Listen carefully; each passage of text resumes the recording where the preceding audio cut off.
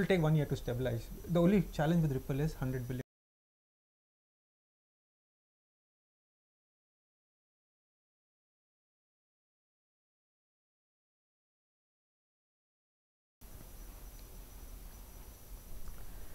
Hi dear friends, welcome back to a TalentSprint YouTube session, and I'm Shantanu Paul, co-founder and CEO of TalentSprint. And today, along with Ritesh Modi, who you know very well, instructor for the program in blockchain, we have with us Mr. Amit Goel, who's the co-founder and Chief Strategy and Innovation Officer of MEDICI. And as you guys know from the last session, I had spent some time talking about MEDICI's partnership with TalentSprint in this program. So I think we have now a great chance to hear from the man himself who's behind the company. And as we well know that MEDICI has built a leadership position globally, not just in India, but globally. In fact, a lot of institutions around the world depend upon MEDICI for its quality of research and services and other capabilities. And I thought that we can have a great chance having a discussion with Amit, and I can ask him a few questions on your behalf, and he can talk about what MEDICI is bringing to the table. So welcome, Amit. Good to have you here, and welcome back, Ritesh, for perhaps the third or fourth or fifth time that you're doing this. Yeah. Thank you. Yeah. So Amit, I think the audience would love to hear about MEDICI from you, Sure. and the fintech ecosystem that you guys are part of, and which you have been a very integral part of, I should say, globally. Would love to hear your thoughts about how MEDICI is positioned and how it's going to go forward. Right. And then, of course, I'll have more questions about how we are working together in this program and adding value to our various learners. Sure. So why don't you take it away and give us an overview of MEDICI itself and the fintech ecosystem debrief. Okay. So MEDICI is one of the largest fintech research and innovation platform. What we have built is a repository of hundreds of research reports, thousands of articles over last 4-5 years. On one hand, we track about 11,000 fintech startups and innovators, and on the other hand, we work with dozens of banks and financial institutions, and we bring them to the same place so that they are able to find each other and collaborate and bring innovation to the space. We also have other entities on the MEDICI platform, such as investors and people who just want to learn. And so there's a very logical extension in what we are doing here with TalentSprint. We have been hearing this kind of a problem statement from banks and fintechs that there's a looming talent shortage. And fintech is a new industry, and the kind of skill set which is required here is in acute shortage. And just to quote some statistics, there are like 14 jobs available for every blockchain programmer out there. Similarly, there are millions of jobs which are available in banks and in fintech startups today, which are in need of people with a very good balance of technology and financial services understanding, which is kind of rare. Either people are on one side or the other. Yeah. And it looks like you need both to be able to build solutions in this market. So before we deep dive and start with the questions, I just wanted to run a few slides and take you through what's happening globally in the fintech space, right? So here's a quick fintech ecosystem debrief. First of all, Goldman Sachs actually came up with a report, said that about $14 trillion of financial services industry is under attack from technology-led disruption, and about $4.7 trillion of it, they estimated, is under attack from fintech startups. And that's a great opportunity to build solutions. And when I say fintech, we definitely don't mean it's only the shiny startups which are creating everything. It's also the stuff which is being created in the banks and being created by the technology companies like Google, Apple, and Facebook. So all of that put together, it's $4-5 trillion opportunity over the next decade or so. At the same time, we are tracking about 11,000 fintech startups. About 3,000 of them have gotten funded. And that makes some of the bankers like Jamie Dimon say that the Silicon Valley is coming, because each and every product and service within the financial services value chain is getting attacked by these fintech startups. So what we saw in the last 4-5 years is a lot of unbundling, where there was a digital lending solution, there was a digital payment solution, there were credit scoring solutions, there were trade finance solutions. And now what we will see in the next 3-4 years is a rebundling which is happening. So, Paytm is now getting into, apart from payments and wallets, they're getting into a Paytm money, wealth management solution. They're selling insurance. They are doing lending with the help of ICICI Bank, so on and so forth. So a lot of rebundling will happen in the next few years. And all of this requires a different set of talent which is just not available in the market. So that's like the big challenge. Everybody knows that the tsunami is coming, but they don't know what to do about it.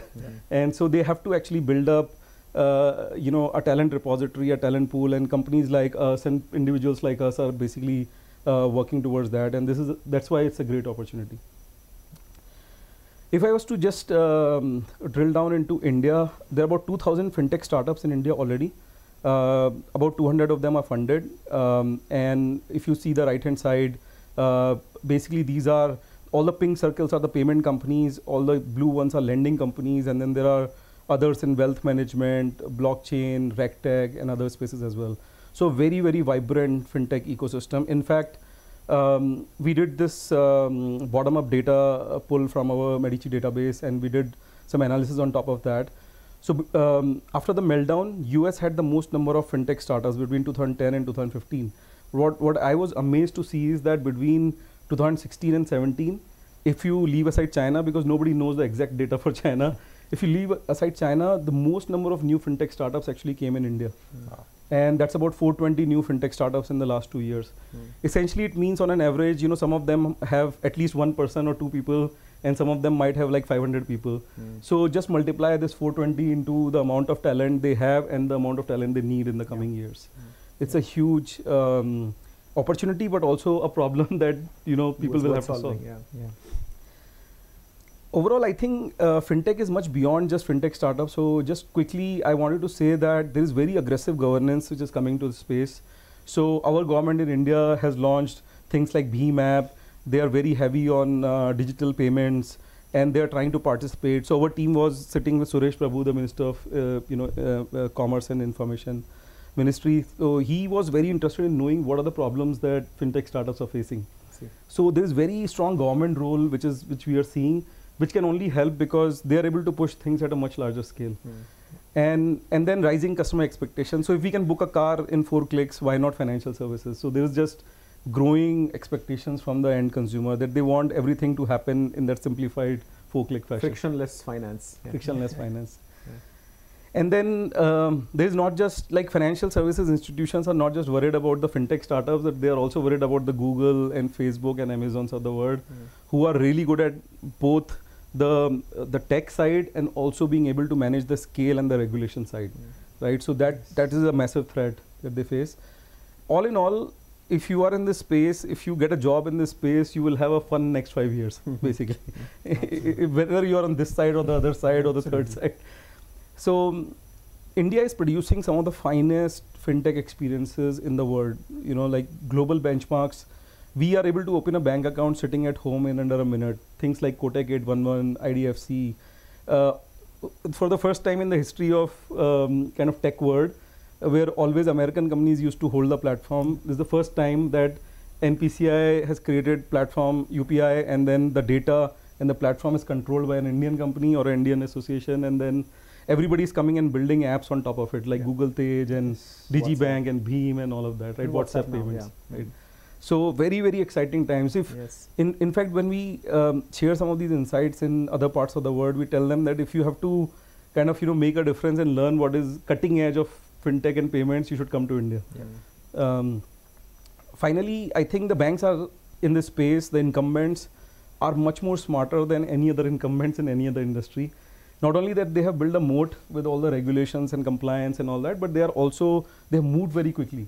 So for example, right, the people started talking about fintech here in India just like 2.5 years back. But the way these banks have moved, for example, all the private banks now have an accelerator program. They have a very structured engagement model to work with the fintech startups, and they are launching solutions on their own as well.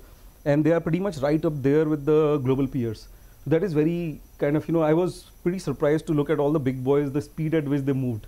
And therefore, they also require a lot of talent right, in this space. And so finally, I would like to end with kind of, what Medici does. We have teams all over the world. We are tracking what is going on in this space, not just today, but what's going to happen going forward. So what we are able to bring to this program is that we always discuss about this, right? That the industry is, the academia is behind industry like by 4 or 5 years. What if somebody like us who is telling the banks and FIs in the fintech world what's going to happen in the next 2 or 3 years, if we are able to bring those kind of insights and views to the students of this program, what could happen? Like, when they join these firms, the kind of impact they could create, could be really amazing. So that's what interests us, and we are very excited to partner with TalentSprint, in this program. Fantastic. Thank you, Amit. That's a really nice introduction to the whole space, and a lot of things you said have a lot of resonance with us. Let me ask you a few questions that are related to, how the world is evolving. I know that, for example, Medici has 11,000 startups around the world that you track, fintech space, and you have a scoring system, some kind of a metrics that you have built to be able to rate and rank these fintechs in various parameters and dimensions. Yeah. So tell us about your scoring algorithm or scoring techniques. How do you decide that a fintech is hot or rising or valuable to a bank? Right. Because a lot of the value that large financial institutions derive from Medici is that you're able to explain to them what fintech startups are doing and what fintech startup is worth talking to, and etc. Yeah. So how do you build this scoring system? How do you actually make it work? Right. So we did it pretty organically. Like, we first built the entire platform where we got these 11,000 fintech startups to come and update their information, create their profiles, and our analysts covering these startups in a continuous fashion.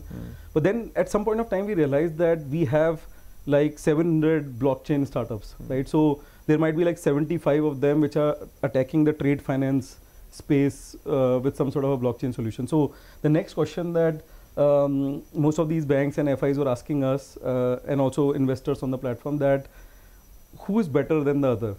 So we started basically coming up with a framework, a certain number of data points, which mostly we cover when we ask questions to these startups to update their profile. And then we said, can we actually create a score which can be used, to rate these startups? So we, like some very, very interesting things. Like, we looked at how much of the team in the fintech startup is tech team, like how many engineers are there, what is the background of the founders, like what we have seen, the data says that serial fintech entrepreneurs are really, really successful in their startups. Those startups are really successful. Like, an ex-PayPal guy like Max Levchin, if he is doing another digital lending firm, usually, more often than not, it's successful because he knows the problems and the issues which, and he has also built contacts in the industry. He can hire talent from the industry. So we are using some traditional data points, but we are using some very fascinating not looked at data points, and collectively this forms a score, and then we are able to use it. Like, for example, if a bank or an investor comes to us and says, what is the best credit scoring company in Malaysia which has at least raised like $2 million? I see. So it's a matter of like 3 clicks on the platform. Wow. So that's remarkable. So essentially you're like a SQL model for finding out, select and find kind of things by region, by geography, by capability. Yeah, this is a new one. Like most people say that we are like the S&P of fintech, or a Gartner of fintech. But you're running a query. I mean, that's what struck me as very interesting. So tell us about your experience with this space, because I think that one of the things that Medici can bring to the table in this program is access to global speakers, right? And we know in the blockchain space, in the fintech space, there are some great speakers that you have access to by virtue of your relationships. So can you give us some examples of the kind of people that you think can talk to the students in this program? Right. So there are areas in which India has talent or instructors or teachers which are like really ahead of the curve, especially in payments as an example. But there are certain areas like, for example, let's take fraud detection and prevention, and then how machine learning is used to apply to that use case. So we may be able to bring in people, from companies like Feedzai, who have built amazing models which are solving this problem at scale for big card networks and banks. Like, I'm talking about millions and millions of transactions going through their ML programs to detect fraud. Is this Israeli company or is it an American company? This is a Israeli, American, European company. Like, they have. So similarly, say in the area of like say robo-advisory space, we will be able to bring some of the early companies in robo-advisory space were from US, like Wealthfront, Robinhood, companies like this, and they have, and Betterment, and they have immense experience on like starting with purely digital and pure robo-advisory, and then bringing in this hybrid model, because there is the constant discussion going on between can pure autonomous models work or not, and so they are able to demonstrate and learn from their experiences, and so we will be able to loop in people like that as well. Sure. So Ritesh, I'm going to ask you in a few minutes to ask questions to Amit as well. Sure, So you can start preparing as to what are the questions on your mind. So Amit, one more question from me around this whole business of talent. You started off by saying that 14 openings, 1 person available in the blockchain technology space. Something Ritesh also had mentioned in the previous session, the exactly the same data. Yeah. As you talk to 11,000 startups in the fintech space, plus all the large institutions that are working with you, the banks and the financial institutions, do you have a sense of the kind of talent that people are looking for? So when these institutions talk about like looking for people of a certain kind of background, what exactly are they looking for? What kind of attributes do you think the new age fintech professional should have? Right. So I think there are like dozens and dozens of these profiles, but if I was to just simplify it and say that the two which are kind of very visible and kind of very important and easy to talk about are, one is on the product side and one is on the tech side, right? So product side, people who understand what customers need, where the industry is going. Say for example, you should be able to open a bank account while the person is sitting at home in under a minute. So what that needs is you need to think through the entire process and write down the specs for what this product should be. And that requires, you can call it a business analyst or a technology analyst or somebody who understands product from a design and UX UI perspective. Those kind of skills are extremely, extremely important, both in fintech startups as well as banks. And they're an absolute scarcity right now, because you need to understand what's happening in the space, what is the best in class, benchmark your position against the best in class, figure out the gap, and then build to fill the gap or sometimes even exceed the expectations in the market. So are these product managers, business analysts, or technologists which you think are premium in this space? Actually all of these on this side. And then the other side is the programmers. So now the product guy has actually written the specs. This is the 9-step journey that has to be traveled. So you have to actually write the code to build that. And a lot of times, this has to be written from scratch.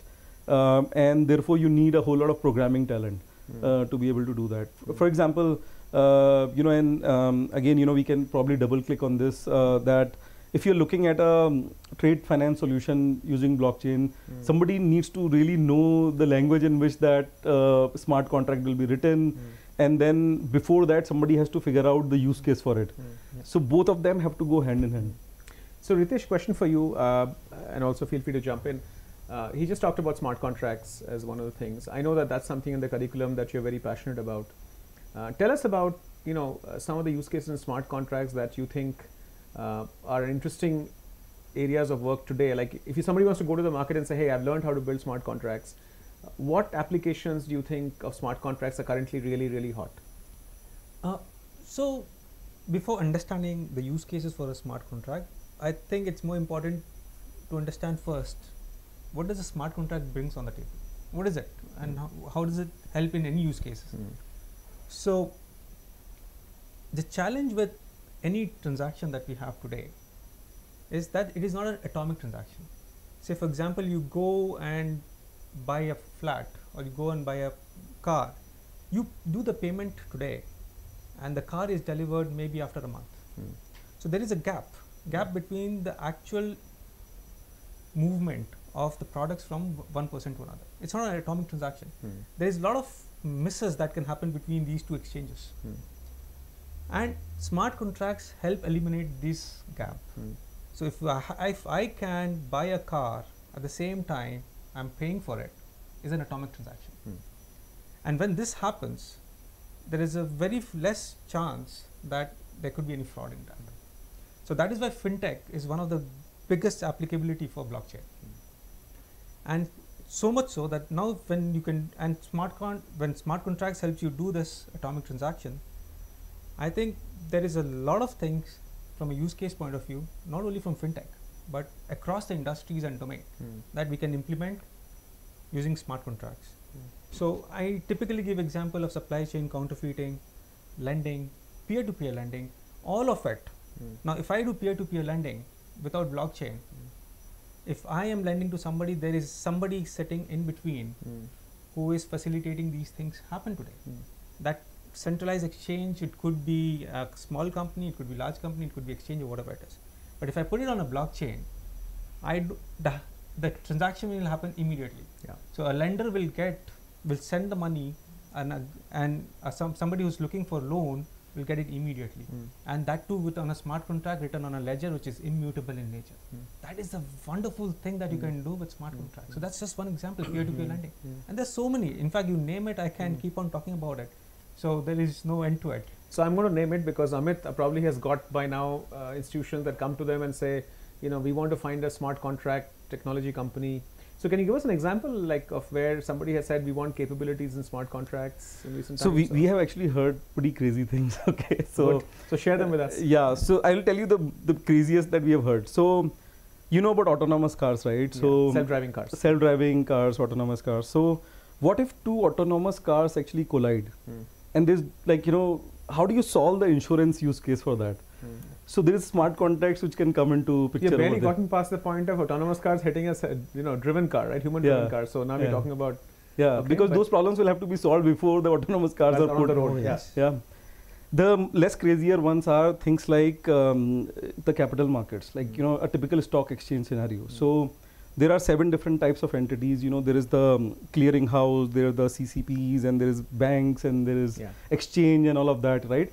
And so there's a T+2 concept. The trade settles after 2 days. So how can you shorten that? STP. Yeah. So theoretically, the blockchain community will make you believe that it can be done in T+0 now. We will see how it goes. But even if you are able to reduce by, I'm saying like 70–80% by having a flat ledger, and the minute the transaction happens, everybody's ledger gets updated. It's a great use case. No, I think settlement in any market is a huge issue. Absolutely. And I think T0 is required for settlements. Yeah. Right? Yeah. So is that coming up often as a requirement? It's coming up very often. In fact, clearance, in clearance and settlement together, there are huge use cases for blockchain as well, because they cut all the transaction fees. First of all, they reduce the transaction fee to a large extent. They reduce the time to actually do the transaction. And so eventually time is money, and so and that is at the global scale. It's not limited to a geography that you're doing it. Once you're on a blockchain, you are removing the boundaries, and so you can do this activity at a global scale. US doing trade with India, India doing with Australia and Europe and things like that. Yeah, I think it'll just make markets infinitely more efficient just to get this down to T0, and if blockchain is the answer, then that's the answer. Right. So just asking you a few questions about the research work that you guys do in Medici. I know that we have said that the students in the program will get access to a Medici portal. And I know Medici portal is a very aspirational thing. I mean, a lot of large companies buy Medici portal for access to the research that you have in this whole space. So can you tell the audience, what kind of content will the Medici portal have that the students will benefit from? Right. So we have a archive of about 5,000 articles, and we publish about 10 more, and all of these are original articles that we have written. We started writing when this space was not called FinTech, and so we have come a long way. We wrote the first white paper on blockchain use cases back in early 2014. It's a reference material for many bankers and FinTech startups.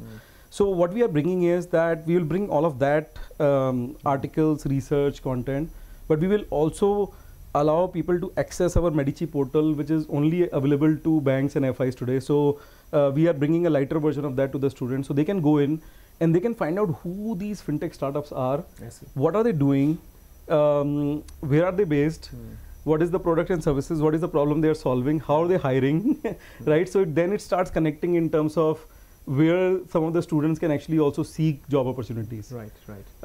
And apart from that, there's a lot of guidance, a lot of understanding that they can get as a reference material, inside the platform. So 5,000 articles already there, and adding 10 articles per week. Yeah. Okay.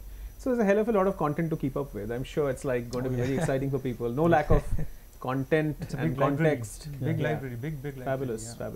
So I'm seeing some interesting questions come by. I think I'll pass them around to both of you. I'll take one question from Gaurav. He's asking the question that I believe the payments area is quite saturated, and as an entrepreneur, aspiring entrepreneur, should I focus, or should we people like us focus more on the lending side of things? So do you think, Amit, that payments is saturating or plateauing and digital lending is where the action is rising, or do you think there is headroom everywhere? There's headroom everywhere. Till the time you are still carrying a wallet, and till the time a lot of friction in so payments is not just retail payments. So you will see, right? There's a lot of bulk payments, B2B payments, corporate payments. That is sort of the unglamorous side of payments which nobody is looking at. Like out of the 2,000 companies that we track on the platform, there are about 500 plus payments companies. Most of them are actually focused on the mobile wallet and mobile payments, which is retail payments. There's a huge opportunity. For example, go in the agri space, and that whole value chain today is either cash or some of them are converting into NEFT RTGS, but that's very small. How do you solve that problem? Can you bring digital payments in that entire value chain at a substantially lower cost and fast? So you could go and solve problems for industries. So I feel that there is a lot of work that has to be done in the payment space, but at the same time, there are some greenfield opportunities such as, of course, lending. Like the banks, if they take 100 applications, they basically give loans to only 25 or 30, and they reject pretty much the rest of them because their models are asset based. Like you have to look at how much property or what this guy has. Now imagine there's a guy who just passed out of IIT Madras, right? And he may not have like the kind of salary or anything, but he's one of the high potential. Yeah, catch him early and give him a loan. That's where fintech startups can actually do a lot of work. Same goes with people in villages, semi-urban areas who do not have the property or the bank balance, and the banks are not giving them loans. So what can a fintech startup do there? I think there's huge opportunity there as well. Then we are not even getting started in the wealth management space. I think even the blockchain space, if you would agree, right? We have a lot of groundwork to catch up on. No, blockchain is just picking up. It's a very nascent stage. It's a new technology. It's not a new technology, but people have started understanding it now. Yeah, I think it is where AIML was 5 years ago. I mean, that's the state of blockchain. There's a lot of things. Absolutely. A lot of things. It's a long way to go, and there's huge upside there. So I'm seeing some amazing questions float by. So I'm going to ask now. So somebody actually asked a question that it's great to hear blockchain getting into capital markets and so forth. But do you think that the traditional players, stakeholders like custodians and banks, institutions, etc., all the mutual funds, FIs, etc., will they actually buy into a ledger system? Because it actually ultimately takes power away from people that have power today, right? So anybody who has power today as an institution has power because they have important data. So this is democratization of data, decentralization of data. Do you think people hand over power that easily? Absolutely. I think there's no other choice. So and yeah, please go ahead. So I'll give an example. Yeah. It's a very live example. Look at Facebook. Yeah. Look at Facebook. What happened to Facebook? It's a centralized, owned platform managed by few people. Yeah. What has happened over there? Yeah. Now, if you can convert that platform into decentralized platform, where each user of Facebook can control what amount of information they would like to share with other, do you think this would have happened? This is exactly the problem all centralized. So you're saying that as consumers become more sort of conscious, powerful, and intelligent, which is always the direction consumers go. They become smarter. They don't become dumber. Yeah. So an intelligent consumer will demand services which are blockchain oriented. Absolutely. And they won't hand over power to institutions that easily. And by the way, the Einstein said that don't think about the future; it comes very soon. Yeah. There is already a company called Civic in the US, which is using a blockchain-based solution to enable people to decide how much of data they want to share. And so those platforms are already coming. We are seeing them. So this was an example. All of the names that you mentioned, these organizations have huge amount of data, and they all are susceptible to these kind of attacks. So they all need to start think about how to apply blockchain, how to decentralize the entire environment, so that they don't face such challenges going forward. So it's a genuine problem actually today. Interesting questions keep coming in. So I think the question that is also being asked along the way, somebody just asked, is that you look at B2C markets, digital payments, digital lending. There's a huge amount of B2C focus in all of this. B2B, on the other hand, still seems to be an emerging area, even though blockchain has strong B2B applications, but so does B2C. Yep.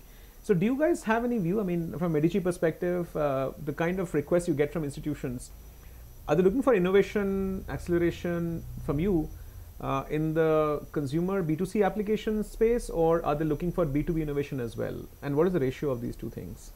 Actually, there's more to it than meets the eye. So, Sure. what you see is companies like basically Paytm and the B2C startups. Yeah. But there are The glamour boys. Yeah, Yeah. but there are actually more B2B startups. So out of the 2000, majority of them are actually B2B. So they are offering some sort of a technology layer or a solution which will be used by banks or the SMEs or the large corporates. So the matter of fact is that there's much more opportunity on the B2B side. So specialized technology providers, Yeah. service providers Yeah. in that space. Okay, very nice. So I'm going to go back to an earlier question. I think I'm just see if I can. Hey, so this is something that I'm sure remittances is a favorite topic for people. Ripple, one of our partners, key partners, is trying to crack this global money transfer remittance code. Yeah. Ritesh, your view on blockchain on remittances? What is your hope and belief? How fast will it come? It's already there. Already it's getting tested between Korea and China, for example. Ripple is doing that. So it started in January. So Ripple has already started testing in multiple locations geographically. And they're testing it between multiple banks across geographies of remittances from one country to another within seconds, at the 1/10 or less than that of cost of what we are paying today. So remittance has been a big challenge. It has always been a black box for customers. It's a supremely inefficient process. Yeah, right, it's a for black everybody. box. We just don't know what's happening behind the scenes. How the money is actually, how many hands is changing. Maybe 7, 8 agencies before it's landing up. How many are dipping their hands into your money? Yeah. Exactly. We don't know. I'm for sure. I'm paying 5 to 10% as a commission of the original amount. So let me tell you, Naveen Gupta was here from Ripple, and he was sitting in the chair that you were sitting, and he said that 8% of the amount of global money transfer goes into friction services. Yeah.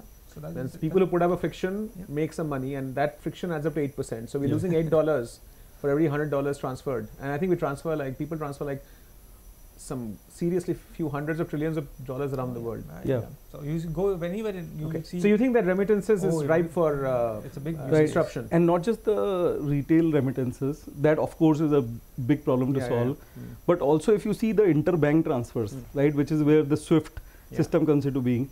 If Ripple is somehow, today they have about 65 financial institutions which have signed up, right, different levels of engagement, but they are doing pilots and all that. If they are able to take it to like a few hundred banks, we are talking about a parallel alternate system which could start challenging SWIFT interbank. But that's the system. goal. I mean, essentially, I think SWIFT is one of those great monopolies, highly successful for many years. But it lacks transparency. It's slow, and it costs a lot of money. Much more money than it's required, perhaps, to provide the service. I mean, you just look at WhatsApp's arrival and what that is doing to our ecosystem in India, right? The fact that WhatsApp can provide you frictionless payments at an extremely high quality UX. I mean, if that can happen, I don't see why global money transfer will be any more complex than that in the future, right? Yeah. It's way too complex today. Way too complex. And Facebook is already getting licenses for money transfer globally as we speak. Yeah, very interesting. So I think the convergence of tech and finance is really here. Right? I think that's what we are hearing from all of this, right? Okay. So I think I'll take a few more questions. And by the way, some compliments for you, Amit. Gaurav says that he reads Medici articles regularly and truly loves them. Thank you. So you guys must be doing something well. Thank you. Yeah, very nice. So the other question that I thought is worth interesting, and I wanted to get, since Ritesh seems to always know all the technologies, I'm going to test his knowledge one more time. He says that, do you think the future of blockchain is that will be overtaken by Hashgraph tech and Hedera and things like that? And I would love to hear your thoughts. First of all, I must, full disclosure, I don't know what these things are, but I'm only quoting the person who's asking this question. I think Disha is the person asking this question. Oh, fantastic question. Thanks for asking this. So, so Hashgraph is another emerging technology that's coming up. But the premise of blockchain is very much in Hashgraph as well. And so a lot of people say that Hashgraph might take over a blockchain, things like that. But I haven't yet seen an application out of Hashgraph that actually is there on production or anything like that. So the whole point is that blockchain itself is evolving. The whole idea is that there will be newer technologies coming up sooner or later. sooner or later, and most of them might be also coming blockchain as the basis of their technology. So blockchain will become the underpinning. Even for hash graph, it could not come before they understood blockchain, because a lot of things are coming from blockchain and even in hash graph. So blockchain becomes the premise on top of which a lot of innovation will happen, a lot of new technologies will come, and they all will be there. There's no doubt about it. So it's not that whether hash graph will take over blockchain or blockchain will take over hash graph. They will coexist, and to a large extent share the information among themselves as well. The whole idea is, with this program at least, is to understand the entire technology space first of all. And then you will be able to take a call whether you should implement something using a blockchain or a hash graph, or there might be 10 new coming up in future. But to understand those 10, you need to have that understanding today, and that's what we're talking about. Great. So one interesting question, which I also kind of shared this sentiment sometimes that Giri has asked, is that, a lot of these things that blockchain talks about are, truly large scale, transformational, global scope kind of projects. We talked about money transfer. We talk about cryptocurrency as an example, right? I mean, these have no nation state boundaries anymore. You start to talk about them as independent, just like Facebook, in my view, breaks all nation state concepts, and it's already over, right? I mean, there's no way you can bring it back to say that, I can regulate Facebook by country and all that. It's not going to happen. There's no regulator who can come and take control. Do you think that, a lot of these central regulators, especially financial regulators, central banks of countries, do you think they will just allow cross-border systems to flourish in such a strong way that their power over the sovereign currency and things like that will decline? Or in other words, I'm asking a more fundamental question. If successful blockchain implementations lead us to, kind of the end of the nation state, I mean, maybe there's no concept of a country after a point if blockchains is all that we need. Is that where we're headed in 10, 20 years? The whole idea of decentralization is that nobody should be able to control it, including governments. Though there could be some regulations around it, but the whole idea is behind that nobody controls it. And that is the human technology or the social technology that reaches to the people, that it's the people collectively controls it together. So if I am part of blockchain, I myself don't have power to manipulate blockchain. Neither has a group of people, but all together collectively we are managing that particular platform. And so if you see bitcoins, for example, I read in the newspaper today in Times of India that there are few coffee shops in Hyderabad, for example, they are selling coffees on Bitcoin. Though you drink a lot of coffee to use up one Bitcoin, right? Oh yeah, no, so that's a good part. Yeah. That fiat is not divisible. You cannot divide a fiat to an extent where you can pay by 0.0001 as Bitcoin, which you can do with Bitcoin. So this thing is going to exist, this thing is going to stay, and this is the future. Blockchain and cryptocurrency, virtual currencies I call them, not cryptocurrencies, virtual currencies is the future going forward. And the whole idea is that nobody controls it, brings more faith for me within the system. And what do you hear about this, Amit? What is your view? The other side of the story is that the regulators are not sitting dumb and idle on this one. So I want to contribute as well. They are actually playing a very active role in this discussion, and they actually want to take this opportunity and regulate as much as possible. For example, MAS Singapore is actually paying a lot of attention because two of the biggest industries there Monetary Authority of Singapore. Monetary Authority of Singapore, which is the combined regulator. So, financial services, insurance, as well as capital markets into one. So, what the standard they are taking is that two of the biggest industries there are shipping and financial services. Blockchain has unlimited applications between these two, starting with trade finance. So they are actually creating not only a national currency. There's a project going on which is called UBEN. There's a white paper on that, but they're also working very actively in how can we create sandboxes so that these companies could actually try out stuff in that environment. Japan has created a national cryptocurrency called J-Coin. And the problem that they are trying to solve is very simple. If you look at their payment systems, most of them are very closed, like Suica cards and all of that. So what they are saying is that if they are hosting Olympics, and there will be like this, people from all over the world which will come there, and they're either, even if they're carrying Visa, MasterCard or their local cash, they will face a lot of challenges with those closed payment systems. So is there a way in which J-Coin could be bought before you come there and then you start spending just like a local? And see, very practical problem to solve. In fact, Venezuela have their entire oil They've converted it into coins, actually tokens. They're using it as a cryptocurrency to actually do trade for the oil. The entire country is doing that. So, well, in Venezuela isn't exactly in great shape, but that's a different issue. But that shows that innovation it's giving is, power to everyone. This technology is giving power to everyone. It's not only meant for few, but it's for everyone on earth to actually. So I guess my question, and I think you guys have answered it very well, is that I think we are not just talking about the evolution of technology, we're talking about evolution of societies. And the way economics work, the global economic landscape will look different when all this stuff actually happens. So when you talk about cross-border remittance, what is actually happening? It's in the control of few, and they're dictating terms to you that this is how it should happen. But when it comes to blockchain, it's a cartel actually. So it's a cartel. So nobody has control over it. Then obviously things become transparent. People like us, we all sitting here, actually make benefit out of it. So it's become a social and human technology. And a little bit of a balance view on this is that whatever happens, right? Either it is like completely decentralized, or it is limited mobility, where say somebody like a Western Union starts using cryptocurrency so that they could reduce the price of whatever happens. At the end of the day, talent will be required to power all of this. So the good news is that talent is the fuel. If somebody is learning blockchain, both the programming skills as well as the business product skills, this will be totally in demand for the next.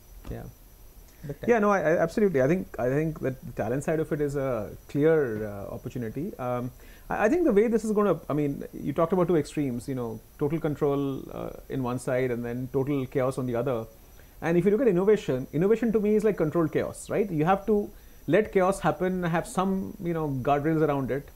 If it becomes completely unguardrailed, then it might have bad ramifications. But I think controlled chaos is the future of technology. It's always been that way. I don't think it's ever been different in that sense. So I think I'll start to wrap up here.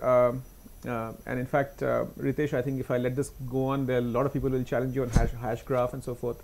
I do remember now, after listening to you, that people have, I read an article some time ago saying that hash graph is the future. But I think you're saying that, that's not really evident that that's the case, and blockchain is evolving still.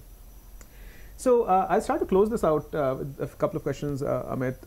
I'm just curious to know that when you talk to all these companies that are working with you, all these 11,000 startups and perhaps a few hundred banks around the world that you work with in various forms, the program that you're building, one of the aspirations we have talked about together is that we want to start positioning the talent coming out of this program in front of these companies, right? Let's just, maybe you want to share your thoughts on this. How do you think it'll happen, and what kind of messages do you think you're getting from the industry on this front? So as a problem statement, we have been hearing it from both the financial institutions as well as the fintech startup that they are in need of talent. So what we started doing was we created a talent platform which is in beta. But over the next few weeks, TalentSprint and Medici will work together to see how we can integrate it with the output of this program, so that people who are looking for talent should be connected to the talent which is coming out of this program. So that's what we will do. We have a very seamless system on the Medici digital platform to invite who needs talent, and they can actually sort of kind of let us know their interest, and then we can actually bring that funnel to the people who are passing out of this program. Okay. And as regards people who are coming out of the program who instead of looking for potential future career opportunities might also look at entrepreneurship. What do you think the Medici ecosystem has to offer for people who want to become entrepreneurs in fintech and blockchain? So one of the offerings that we are facilitating in this program is that we will actually take applications from people from this program who are looking at starting on their own, looking at entrepreneurship, and we will basically take the 3 selected ones and put them in an accelerator program, which will be a combination of connecting them to the right banks for business, connecting them to the right investors, both angel as well as later stage, depending on where they are, as well as a lot of our things that we do, such as talking about them on the Medici platform, giving them a lot of research, data points, so that they can build up their pitch decks and all of that, and plus advice on product market fix and all of that. So these are the kind of things that we'll do, which is very standard. We do this for banks, we do it for independent accelerators, and we found it very interesting that why don't we eat our own dog food, and basically the people that we are training collectively take the 3 entrepreneurs whose ideas are really, really good and provide them with all these scaling solutions basically. And you see that as a sustainable model going forward, that more encouragement for this community of entrepreneurs. How does it help Medici grow in the future? Do you connect it to your future business in some fashion? Oh, it helps us always, because we are a 3-sided marketplace. There are investors, there are banks, and then there are fintech startups on the platform. So the more innovators, there are more problems which are being solved from different angles. So the banks are always looking for partners. The investors of different size and shape, they are always looking to make investments. So it's always a good opportunity to have more choices. So 3 such entrepreneurs, you would give them support for acceleration for a year or 6 months? What would be the tenure of these programs? We will give them support for 6 months, and then I think too much support is also not a good thing. Yeah. We don't want to like spoon feed them for too long. But I think 6 months is the right kind of tenure. We will help them. Wonderful. Great. I think more kudos coming in for this partnership between Medici and TalentSprint, as I can see from the questions. And first of all, thank you for all of you. I know it's the wrong time of day to have this session, but Amit was here only for this time, so we had to do it at a time when perhaps many of the people who are watching are on the road or at work or trying to get back home. So thank you guys for joining us once again. It was a pleasure to see such a great flurry of wonderful questions come and go. And once again, thank you very much, Amit, for being here. I'm sure this is only the beginning of many interactions we'll have with all of them. Thanks for the opportunity. Yeah, thank you. And thanks, Ritesh, as usual, for dazzling the audience with your blockchain knowledge. Thanks to you, and thanks to Amit as well for inviting me. Yeah, thank you. Thanks, guys. Thanks, we'll sign off here. Bye-bye. Thank you very much.